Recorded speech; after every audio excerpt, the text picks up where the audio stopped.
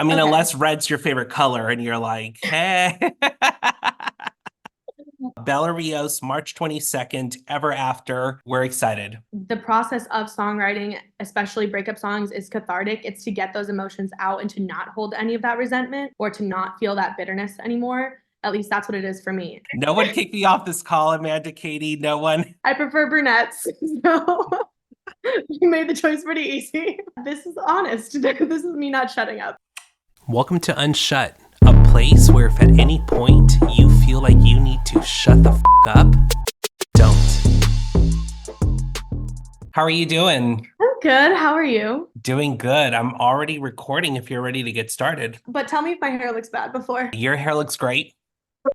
Thank you. I love that that was like the first thing you were concerned about. You're like, listen, we're not starting unless I look good. Well, I made the mistake of not bringing any of my own shampoo or conditioners here, and I shouldn't have relied on hotel shampoos and conditioners. My hair just is spoiled. I can't do it. That's the worst. What part of Mexico are you in right now? I'm near Playa del Carmen, and we're at Mayacoba right now. Oh, very cool. So you've Yeah. been there before? Actually not to Mayacoba. I've been to Cancun before, but we've stayed at Vedanta before. This is my first time, but my family's been here without me. They take a lot of trips without me now that I'm in college. Dang, that's just so Yeah. dirty of them. I know, it's actually so rude. I come back, we're like a big movie and vacation family, and they've watched basically every movie I ever want to see in theaters. So I missed out on the popcorn too. And they've gone all these exotic places and that I haven't been, which yeah, I mean, first world problems, but Listen, a problem's a problem, okay? What's your family's like favorite genre of movie? Like, what is it that you guys really like to watch? well, usually it takes us about an hour to decide because we have very conflicting genre preferences. I am strictly a rom-com and like comedy girl. Sometimes I can do a little drama, but if the main guy is cute. But in general, I stay away from things that are scary or sad because if I need that, I'll just turn on the news. 100%. Like that was so spot on because like there's this new one that just recently came out on Netflix that everyone was talking about. I'm like, I don't need to see it. I already know what's happening. It's like we know. Yeah, that I can always turn on the news if I want something scary, but I also am like terribly, deathly afraid of the dark. So if I watch anything that I think could happen in real life, I will force one of my family members to sleep in my room for like a month because I just can't fall asleep. I don't fuck with the dark. Like I don't do it. I mean, I used to have nightmares about my two biggest fears were Voldemort, and for whatever reason, the live action version of The Cat in the Hat very much scarred me. I don't know. Always thought they were gonna pop out of my closet. That is Traumatized. hilarious. Hilarious. So now we know Bella's weakness. It's her kryptonite. No one wear a fucking cat in the hat costume for Oh my Halloween God. around her. No, the live action version, I swear, it is so scary. I mean, it's really scary.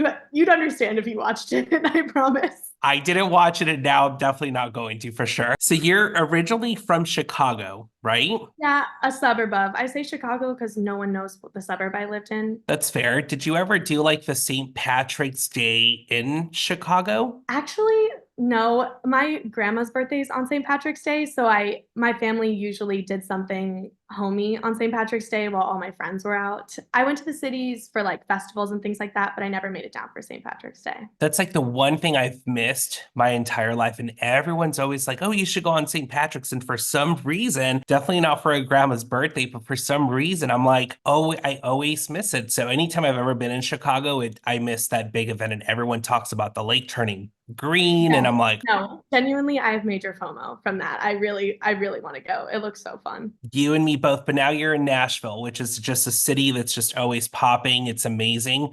Where's your favorite place in Nashville to do gigs at? In all honesty, I moved to Nashville my senior year of high school during COVID. So there wasn't really that many live performance opportunities when I was living there.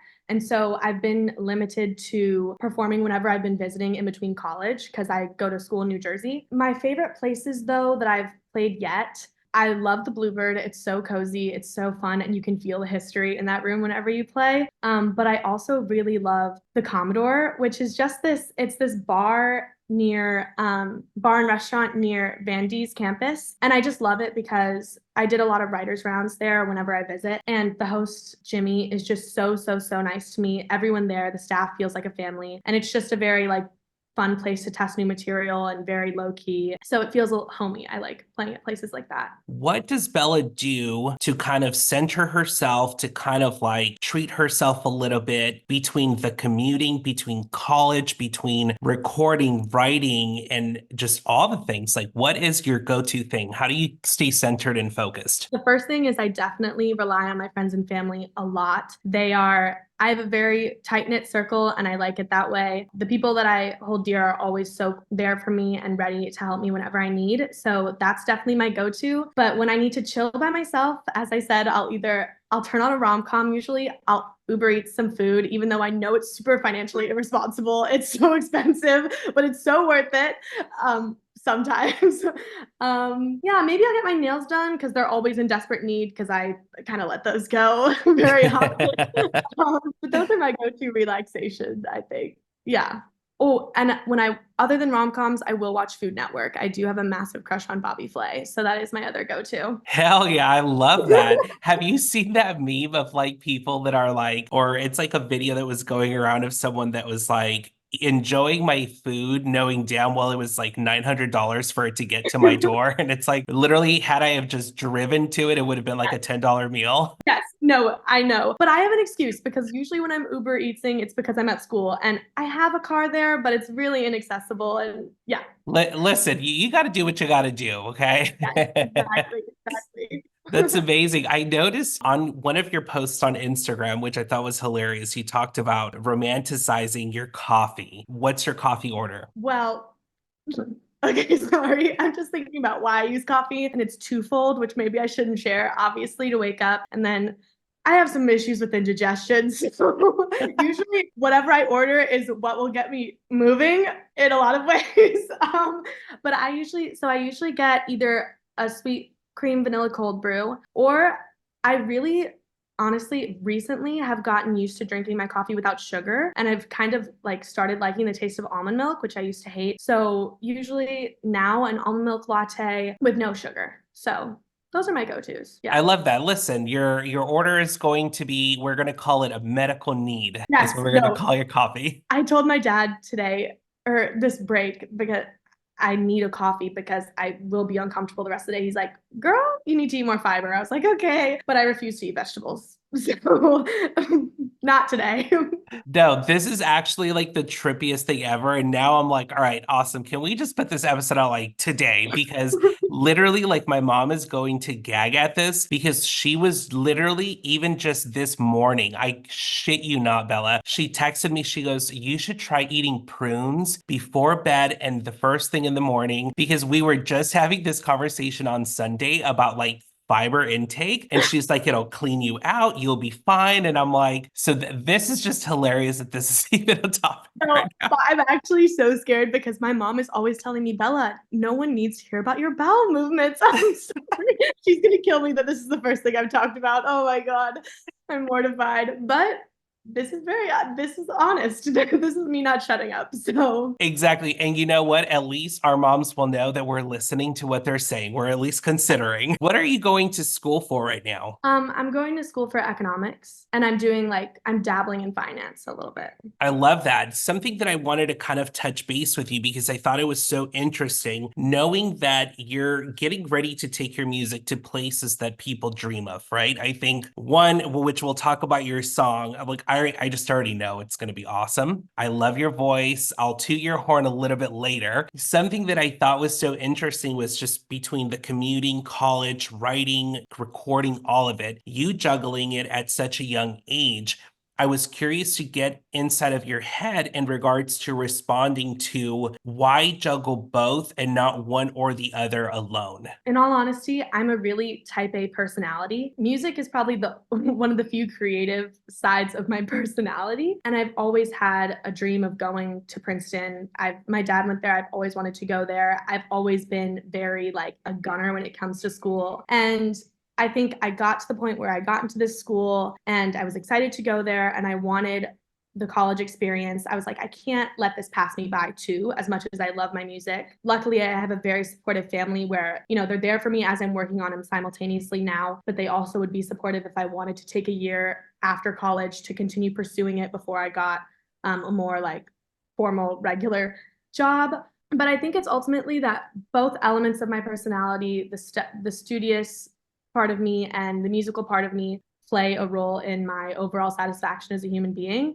And at this moment in time, like I need both, and I feel very satisfied with myself doing both. I'm lucky enough to be in a position where I can try to do both at the same time right now. I would of course prioritize music if there was some traction that I think would really like allow me to capitalize on it by taking a gap year or something like that, or putting off my studies. But I haven't reached a point where I'm ready to abandon my secure like degree type A plan. You know what I mean? 1000%. And that is actually very well said, by the way, because I think that's one of the biggest misconceptions is that people are trying to pursue both at the same time to basically not bet on themselves in one or the other. And so it's really refreshing to hear you see that because that fulfillment is usually what most creatives go out and seek after they've hit a really high in their creative career. And, we often see actors and singers who step away from the limelight and then go and do the college thing to fill that Yeah. fulfillment. So to me, I thought it was so impressive that you're able to do both and obviously do both very well. Because when I first discovered your music, I was just like, okay, listen, I know that we've got like the Olivia Rodrigos right now. We've got like so many of these, pop punk is really making its way back up, but not a lot of artists are able to really hit the ballad scene as well. And there was a snippet that you put on Instagram that was kind of a game changer for me because I'm like, okay, we know she can do pop, we know she can do rock, she can do both, but she can also give us like those deep ballads that really only like the mature artists can kind of do. You know what I mean? I so appreciate you saying that because I mean, I love like the pop punky lane stuff that I'm writing to, but what I first got comfortable performing were ballads on my piano, and that's what I first got comfortable writing. And I definitely will not let go of that portion of myself as an artist and as a performer. So I'm so flattered that you noticed that. Thank you. Yes, you're welcome. I was just like completely blown away. And we'll talk about those snippets on Instagram a little bit later as well. I know that you started to play the piano at 5 years old and you were classically trained. Have you thought about picking up a new instrument now in this new era of your life, considering I believe I read you also play the bass and saxophone? Yeah, so I got comfortable on the piano, but I joined a cover band when I was like 13 or 14. And that's when I started dabbling in like guitar and bass. I was filling in whenever they needed me to. Not lead parts or anything. I'm not that good, but I'm definitely getting more comfortable. And it's been really good for me because I've been able to write on guitar and not lug around a piano, which is great. So, I mean, I'm always willing to try new things. I'm still trying to I want to continue to be more comfortable on guitar and bass before I try any others. And they're just practical, as I said, with like writing and traveling. But yeah, I'm willing to try whatever. I mean, it's fun. So, Yeah, that's so incredible. I know when I read that fun fact about you, I'm like, you just keep getting better and better. I'm like, you're literally the first guest I've had that I'm like, yep, also plays the saxophone, like no big deal. oh, And even if it's like if you don't think it's like the most like the one instrument that you know very well, it's kind of like, no, like that's still impressive. Like I couldn't yeah. even hit a fucking tambourine on beat if I wanted to. I'm sure you could. I'm sure you could. I picked up saxophone like most people do in eighth grade, in like fifth grade, sixth grade band. And it just proved useful. Like every once in a while, like we played Tusk by Fleetwood Mac, and the band was like, "Oh, you play saxophone, right?" I was like, yeah, I guess so." So I don't know, it's continued to come up. So I've kept up a little bit. Yeah. So badass. And just to kind of jump back to your new single called Ever After, you said that you desperately needed an angry breakup anthem. So I did my best to try and write one. I wanted to go on record and say you did. You didn't try, you did. It is an awesome song. Thank you. Of course. And if funny enough, you mentioned something a minute ago about watching a good rom-com. If the lead actor is like, I don't know, you said hot or something like that. I immediately went to Elijah on your video, Oh God. which did you have creative selection in picking the lead in the video, or was that out of your hands? No, we did some video calls just to make sure that everyone would be comfortable with whatever we were having to do because we did have to look like we were friendly. So we did some video calls for like very light chemistry tests. So I did have some choice. Yes. I prefer brunettes. So You made the choice pretty easy. That's incredible. I literally watched it and I'm like, all right, let's drop this already. Like everyone needs to see it. It's incredible. Is the video dropping the same day as the song? Yes, yes, it is. Phenomenal. What was your favorite part about recording that video? It can't be Elijah. That was my favorite part. Okay, well, my favorite scene was to film was definitely the video where I'm actually performing with the band. And I think that was just because I've held on to the song for a long, long, long time. I wrote it after my first like heartbreak ever, which was, I don't even know, my sophomore year of high school. It took me a long time to develop the song and get it to a point where I was happy with the production and really discovered like what sound I wanted it to be, which is that like pop punk vibe. And that scene was really so cathartic because I mean, this song means so much to me. It's been my favorite for a long time. And to finally see it come to life in the way I expected to be performed was just, I mean, I'm emotional very often, obviously. But after we played it, I was literally tearing up because I was like, this is how I envision my work being. So it was just such a full circle moment on a song that I've held on to for so long. So that was definitely my favorite scene to video. I love those full circle moments is because I do think that it's also extremely therapeutic. It's something that I've talked about on the pod has been like discounting or discrediting someone's emotions because of how young they are. Like we don't typically pay attention to a heartbreak someone's going through in high school because we're like, oh, you're in high school. Like it's just a high school breakup. But I love that full circle moment when you are able to revisit that, young heartache. And then here you are adding a mature twist to it. You're also able to take the empowering route of being sexy with it, really like dabbling into this like new era that you're coming. And I think that is truly what makes good music when you're able to revisit those vulnerable moments, give it more of an empowering twist to it. And then here we are, we're talking about Ever After, which I did not know was from sophomore. Yeah, exactly. Like, I think when I sang it, I mean, I'm not feeling those emotions that I did during that moment, which were obviously very real, regardless of how young I was. But again, as you said, like, it's empowering because I've processed that. I have different views on my own self-worth, and performing it means something so much more fun and different. And like when I sing it now, and I think a part of it too is I was amazed by how I was able to get into character when we were performing because one of the great things I think about music in general is that you can hear a song that meant one thing to you 4 years ago, and you can channel completely different experiences and emotions into the same lyrics and the same vibe in the present, which I think is just so cool. So, yeah, it was great. Between your mom and your dad, like who is more likely to pick up on the fact, like let's go back to your sophomore year in high school. You're going through this breakup, you're creatively coping with this breakup, right? By writing, journaling, whatever it was that you were going through. Which one of your parents was able to kind of notice that something was wrong, that you just weren't you?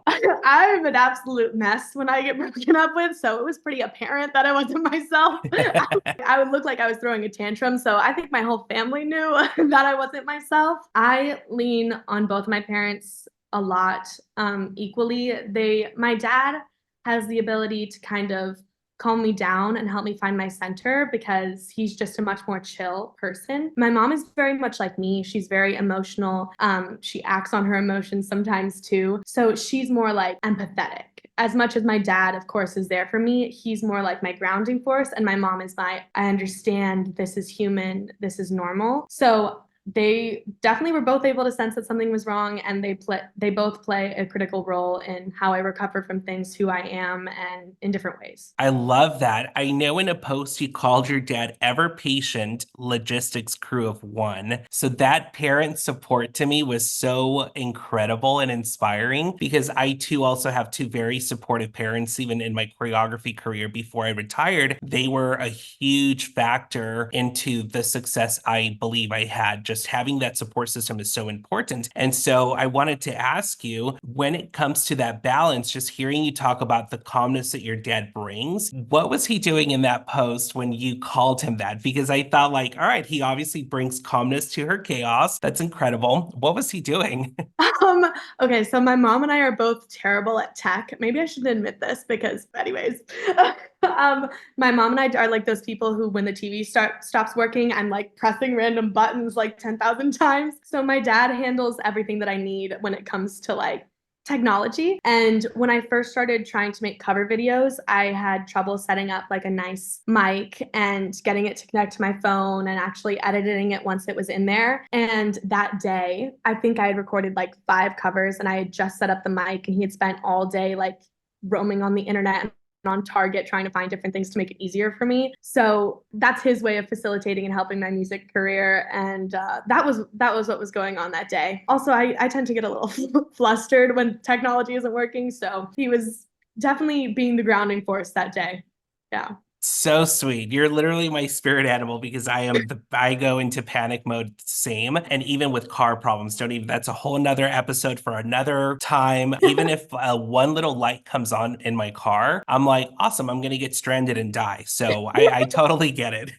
You Yes, said it very logical thinking. what, right? It's like, come on, like I can't help it. It's just the way I'm wired. You said in a previous interview that your mom was also classically trained in the piano. Yeah. Was she also a singer-songwriter, or was piano just the only route that she had? I love her to death, but she cannot sing like at all. I like she can do lullabies. That's about it. I mean, yeah, she wasn't a singer-songwriter. She was classically trained on the piano. She did competitions and played with her brother when she was younger. And she's definitely been, as much as she can't write or sing, that was never her thing.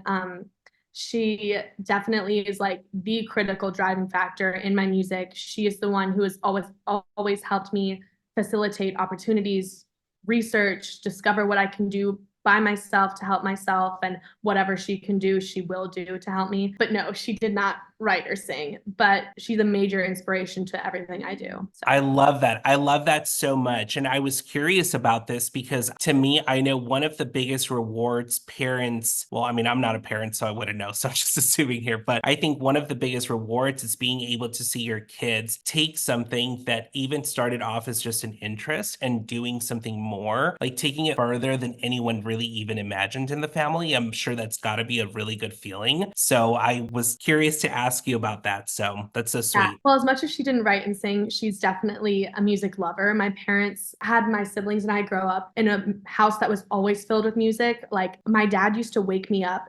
I mean, I now associate some of these songs with me being woken up in a very cranky mood, which is not fair to the songs. But my dad would wake me up with like, we have Sonos speakers all around our house. So he would blast like Frankie Valli and the Four Seasons or like Johnny Cash. I'm like, oh my God.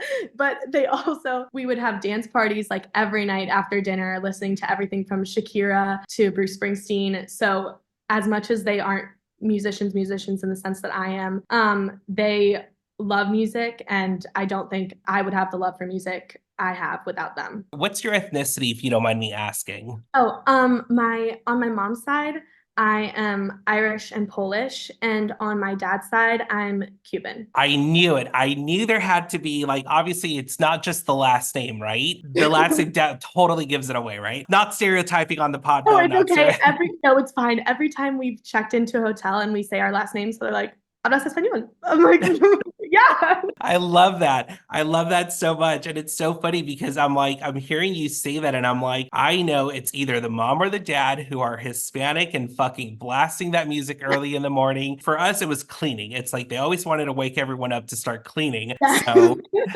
No, my dad definitely made me. He was the one blasting the music, and he definitely is the genes that help me shake my hips because my mom cannot do it. So, I love it. Would you ever do a song in Spanish? yes, I actually, my dad is constantly telling me, Bella, you have to, you have to. I want my Spanish to be in its best shape ever when I do that because I didn't grow up in a Spanish speaking household. My dad did, and he does speak Spanish very well. And I've been learning since I was very young, but I just want to be super, super fluid if I ever do that. But I would love, love, love to, because it's some of my favorite music. I think you would do so well at it if you ever decide to go down that route. So I'll go ahead and put it on the record. It would be awesome. Yes, it would be awesome. Definitely. To celebrate Ever After and this episode, I wanted to do kind of like a countdown leading up to the release with you. For some reason, while I was listening to this song, I came up with this like random like 1, 2, 3, 4 drop. I don't know where it came from, but I definitely like felt so inspired to do like, all right, I want to do something a little bit different with her. I want to kind of create little moments of this song to truly celebrate it, because when I heard it, it was very anthem driven. I felt like it was a celebration. And so I'm like, I need to pull inspiration from that. And weirdly enough, this just came to me last night because I didn't know how to execute it. So I'd been sitting on this idea for a week or so. Something I want to do with you is, in Oh, I'm order for nervous. us, no, it'll be fun, I promise. I want to celebrate certain lines of this song. And what I'm going to do is, leading up to this release, I'm going to, for example, like the first one's going to be obviously Monday, then we'll do Tuesday, Wednesday, Thursday, and then boom, it drops on the fifth day. So, are you ready to read some of your own lyrics with me? Oh God. Sure, sure. So the first one is, even though your friends know you're a jerk. When it came to just whether it was this relationship that inspired the song or any other ones that you've had, did friends throw red flags at you during the relationship, or was this a discovery after the fact? Both. This was, yeah, okay. This was my first relationship. I hadn't yet figured out my standards. I hadn't yet figured out what was normal. And we were both young people learning.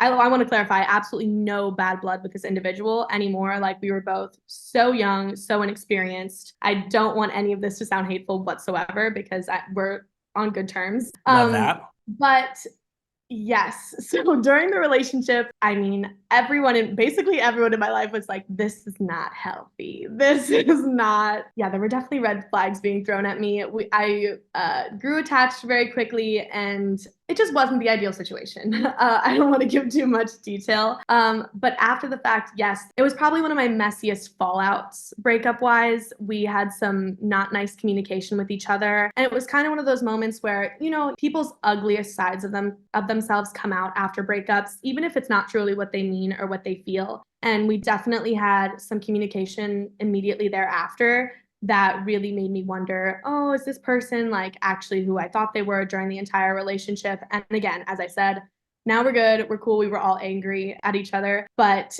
there were definitely moments in the immediate aftermath where I was like, how can someone switch up like that so quickly? So there were red flags, and then there were some aftermath nastiness, but all good now. But yes, that line is referring to both of those. I love it. And thank you for clarifying that, because I think it's also so important to show like you're okay with revisiting these emotions, but not holding on to them and personalizing them. I think it's so important. Like, something that I hated like very deeply with like the whole Taylor Swift come up, where everyone was like, oh, it's just another breakup. It's another breakup. And it's like, okay, people writing songs about their breakups does not mean that they're not over them. You're literally revisiting these moments that were just so monumental in your life at some point, you know? So thank you for clarifying that. We don't hate this guy. We'll No, send him love. not at all. But genuinely, like, I think the process of songwriting, especially breakup songs, is cathartic. It's to get those emotions out and to not hold any of that resentment or to not feel that bitterness anymore.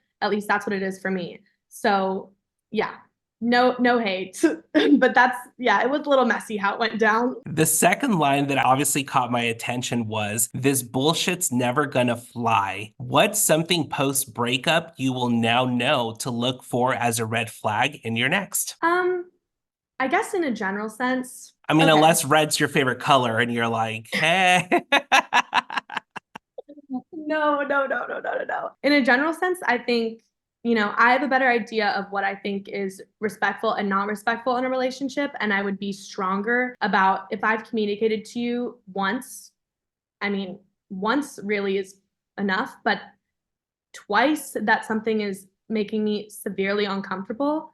If you disagree with me so much that you can't respect my request, then fine, this doesn't have to like be a thing anymore. But I'm certainly not going to compromise what makes me feel good in a relationship because you've decided it shouldn't matter to me. That's my biggest thing. I love it. One thing that I liked, which is it's my next one, when it comes to dealing with people and the dynamics and relationships, and this is just a general statement. This is not about the person that inspired this song or anything like that. But I think to me, the line, "You're such an asshole," is just so, to me, what was so hilarious about that part of the song was the fact that I know for me, listening to your song, I had this moment where I paused it and I'm like, man, it's so true. Sometimes people just behave that way. Sometimes people are just that. And this is where I'm like, this was kind of my selling point with your song, was because something so simple drew me back. A line that's very, what people would say, basic, drew me back. Right? You're Right. such an asshole. We hear that almost every day, right? Well, Right. I mean, I hope no one listens to that every day. Let's do some deep soul searching if you do. Yeah. But I love that you were able to convey that into that song because it really made me pause the song and go, man, sometimes people are just that. So, because of some people are just that and they don't need an explanation, now in this era that you're in your life, being able to recognize that sometimes people just behave in that way, how do you deal with putting music out and when you're expressing yourself creatively and people are just that, they're just assholes? Like when they criticize what, Mm-hmm. okay. Yeah, this is difficult. I won't lie. When something is so personal to you and something is you're putting out something that you're so proud of, it's definitely difficult to hear that people don't enjoy it as much as you do. But I will say the first thing that goes through my head is what most moms tell their daughters whenever anyone hates on them. Oh, they're just jealous of you. like, like they just wish they could write a song like that. But I think the second is that in my music, before I put it out, honestly, partly for this reason, I want to be sure that I am 100% confident and proud of every element of that work. And as long as I can tell myself in that moment when I decided to release that, I thought it was a great representation of who I am and my artistry, then I can live with someone not liking it because I loved it. That's fine. Like every music is subjective, that's something I'll always have to accept, but so long as I can say I said yes to every single element of that project, I mean, what will be will be.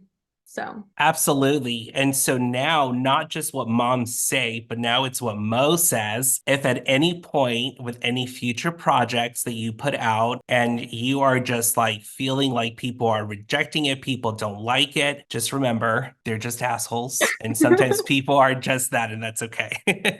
thank you. I'll remember it. Hell yeah. I'm gonna say it to your face though. This was another line that I really liked in the song. Can you explain the feeling after letting something out? What does Bella feel? And this is not just necessarily pertaining to the song, but just in general, when you finally let something out, whether it's in a journal or a voice memo, when you finally let it out, what does that feel for Bella? I'm a person where if I have an issue with anyone, I just think the best way is to get over it is to be completely and totally upfront. That is the only way I don't harbor any resentment because the last thing I want to do is deny myself of what I'm feeling or say like regardless of how complicated the situation is, everyone's feelings are valid, but that doesn't mean I have to hold mine in.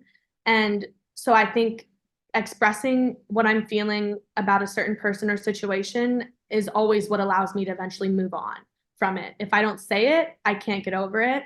I will always look at that person or that situation and be like, oh, I should have been confident in what I was feeling and told them. But once I say it, we can move on. Like I'm good with that. I feel like then we can reach a point of understanding.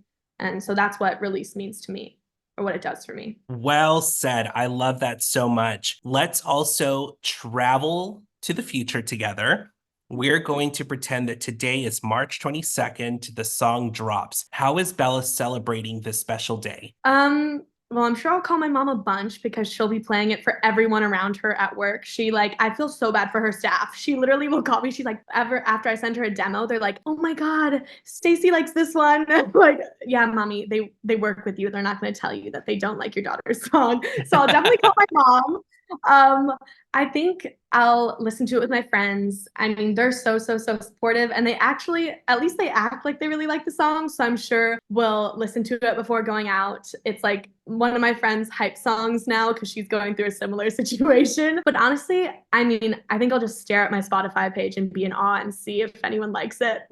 I'll just be so happy if anyone listens to it. So. What are you feeling right now leading up to this moment? I mean, you've put out music before, but I feel like I know for me, there was kind of going back to even some of your other songs. To me, it wasn't a major shift, but to me, the way I interpreted this song to me was almost like not a rebirth, but it was almost like it was giving true new chapter vibes. And so leading up to this moment, what are you feeling? I'm excited and I'm nervous. I'm excited because obviously I've been holding on to this for a long time, as I said, and it's finally going to be out in the world, which is so exciting. But it's also exciting because this is the first project, as I said, where I can confidently say I've found my voice in every aspect of the production of the song. I've always been writing and I've always, had some say in how the song ultimately sounds, in how the images ultimately come out. But I did kind of at times hush my opinions because I wanted to say, oh, I'll trust the people who've been doing this forever. But if it's under my name and it's my project, it's my vision. And I totally respect everyone's opinions and I so appreciate them. But ultimately, I want to be proud and 100% confident in what I'm putting out. And this is the first release that I've had where every part of the decision making process, I had the final yes. This is exactly what I wanted. So it's so exciting to finally feel like I found my own voice. Even though like obviously the songs are always my voice, this one is 100% what I wanted it to be and what I envisioned it being from the beginning, which is great. I'm also nervous because I feel like obviously knowing that it's 100% me, any heat that it gets is definitely a personal blow or it feels a little bit more personal. But I'd also say it's just a little nerve-wracking because I mean, I know I'm only 20, but it means so much to me and I've put so much effort into it that I really want people to connect with it. And I'm going to do my best to do so, but it's a competitive market world. So I'm just hoping I see some people respond to it. So I'm a little bit nervous about that too, but at least it'll be out there. You definitely don't give just 20-year-old vibes, like at all. I feel like there's a lot of wisdom that comes through with just your tone. And obviously, it's part gift and it's part talent, right? But I do think that those elements that cannot be taught, in my opinion, are the moments that really take a driving artist to places they don't really ever imagine them going. So I think you're going to be just fine, Bella. I think you're going to be fine. Thank you. I'm so excited. Listen, we're going to look back at this interview years from now and it's going to be like, oh my gosh, like piece of cake, put everything out that you want just because, like, I love it. But yeah, you definitely don't give 20-year-old vibes. Like, I love that about you. And I was actually surprised to find out your age. I was just like, no way. I'm like, no way. You. Of course, I want to talk just very briefly, nothing too crazy. We definitely don't have to spill tea on anything and details about upcoming things, but I want to talk about some Instagram snippets with you because I was just completely like, I need this in my car now. I want this in my Spotify right now. So the first one I have on here is Walking in the Rain. You posted a snippet about that. What can you tell us about this snippet, about this video, this teaser? Go for it. Okay. Well, I don't know exactly what I can tell you. So maybe Amanda and Katie will have to tell me what needs to be clipped out afterward. Yeah. I feel comfortable telling you like the basics. I wrote that song pretty recently. I wrote it when I was in college, feeling like I was kind of in a slump. And I wrote it in my dorm room as a way to kind of get out of that same old boring routine and find happiness in my daily rainy walks to class. And it's a ballad, obviously. I wrote it on the rinkety dinkety electronic keyboard I have in my room. And it's one of my favorites. Yeah, I mean, I love it. It's my mom's second favorite after the asshole song. That's what she calls ever after. um, um, but yeah, it'll be coming sooner than people think.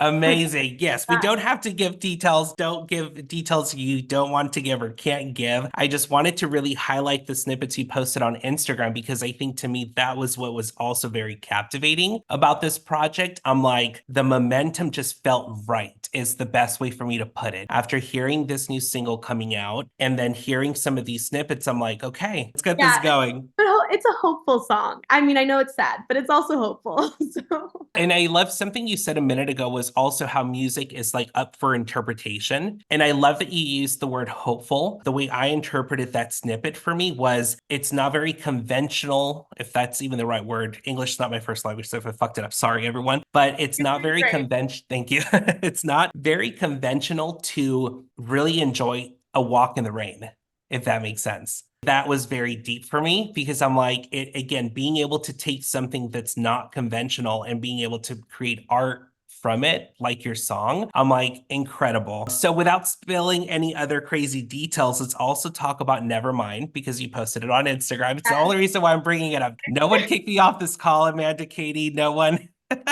Any little Okay. details on that? Yeah, this is an older song too that I've had in my back pocket for a long time that I didn't know what to do with.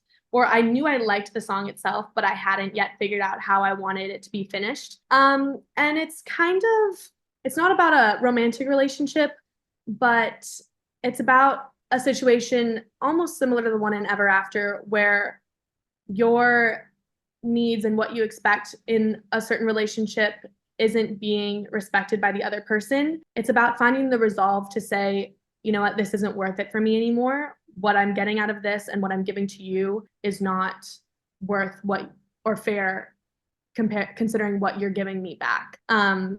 And it's finding like not anger, but just the resolve and confidence within yourself to say, I don't really need this anymore. I'll go find someone who, or something that is as giving to me as I am to it. Incredible. I won't fish anymore. No one kicked me off this call. No one blocked me. No one stopped talking to me. It was just truly such an honor to be able to, one, put an actual face to this music that I discovered and that I was just feeling so moved from. And so I couldn't just not leave it at just the single that's dropping March 22nd, everyone. But I just had to dig a little bit more. So thank you Thank so you much for so giving me your much. time. No, thank you. Of Thank course, you no, because seriously. I admire you so much more now finding out that not only are you juggling school and everything, but you're also giving me your time in fucking Mexico, everyone. If this is not dedication, take notes. Quit waiting for something to just happen for you. Get out and fucking get it yourself because here you are giving me your time while you're in Mexico. I am beyond grateful for that. Thank you so much, Bella. You're so sweet. Thank you. You've made me feel incredibly comfortable, especially I went in with such nerves, and this has been such a great conversation. Thank you. No, incredible. I'm gonna wrap this up here. Go for a fucking swim. Don't get a margarita. Well, I think you can get a margarita because you're 20, and I think your drinking age is different in Mexico. But I for will everyone definitely listening, be getting a margarita. yes. But for everyone listening in the US, don't fucking do it. All right. Wait till you're 21. All right. Thank you. Amazing. Thank you so much, Bella. And I'm excited for this song to drop. Bella Rios, March 22nd, Ever After. We're excited. Thank you. Yay. Incredible. Thank you guys so much. Hey, if you've made it this far, don't forget to follow the socials on the screen or in the description below. And don't forget to subscribe to this channel. See you next week.